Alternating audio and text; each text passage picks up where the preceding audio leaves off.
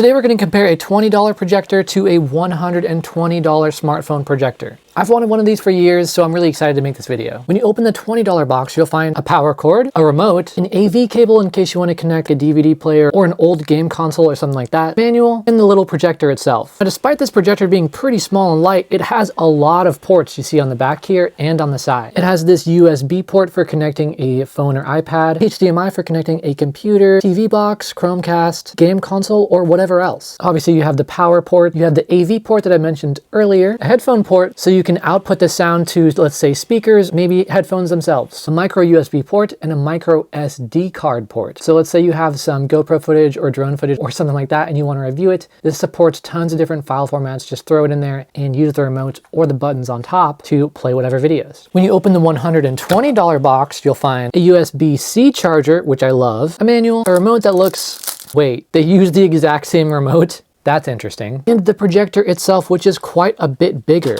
It also swivels, so that'll be really nice for setup to get different viewing angles, which the other one does not have. There also aren't as many ports. This is all of them. I have a power button here. You have the USB-C to power the projector itself, USB-A where you connect your phone, tablet, or whatever, HDMI project from your computer, a Chromecast, TV box, game console, what the heck ever else, and a headphone port so you can connect external audio or headphones if you want. Setup. To power the $20 projector on, make sure that the on switch is toggled, plug it into the power supply, and press the power button either on top of the projector or with the remote. Again, it's really nice that it has all these buttons on top of the projector, so even if you lose or forget the remote somewhere, you can still use it. To power on the $120 projector, all you do is plug in any USB-C power supply, which is great, and press the power button on the bottom. This one has no other buttons, so make sure you don't lose the remote. But apparently it's a very common remote, so it should be pretty easy to replace. After they're both plugged in, you're going to want to adjust the focus. All you do is move the little focus lever until it is nice and sharp. Image quality. At first glance, the quality looks great in both. But one thing that I really did notice in the picture is that the $120 projector has a lot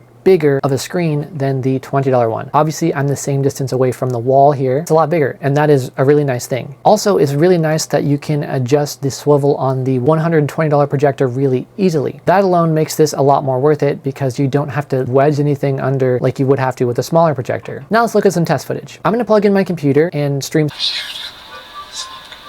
Hey there.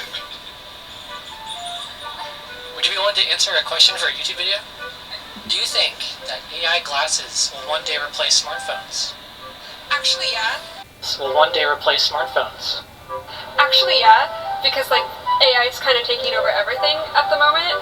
And I don't know if you've seen the whole, like, police robot thing, but I think AI is coming. Quality on both is really, really good. I'm actually shocked at how close it is, even though the $120 projector is the only one that supports 4K, whereas the $20 one only supports 1080. But yeah, really great footage either way. I'll leave the audio up to you. If it were me, I would plug it in probably to a sound system or a speaker. Let me know which one in the comments you think is better. I'll let that be your decision. Now, we're gonna look at smartphone connectivity, and this is where things really start to fall apart for the $20 one. Apparently, that USB port is only for things like external hard drives where you can select video files or whatever. It doesn't actually work for your phone. Huge letdown. But the $120 projector not only lets you connect a smartphone, but you can do it wirelessly. You don't even need a cord. All you do is make sure you're connected to Wi-Fi on the projector, make sure it's the same Wi-Fi that your phone is connected to, then you just use your phone like a Chromecast. Just press the little cast button on YouTube or whatever and select the projector. It's really easy. And again, the quality is great. So if you're as disappointed as me that the $20 one can't do anything with a smartphone, which is the main reason I got this thing in the first place, I have some good news for you. That $120 projector is actually on sale right now for around $45 to $50, which is a huge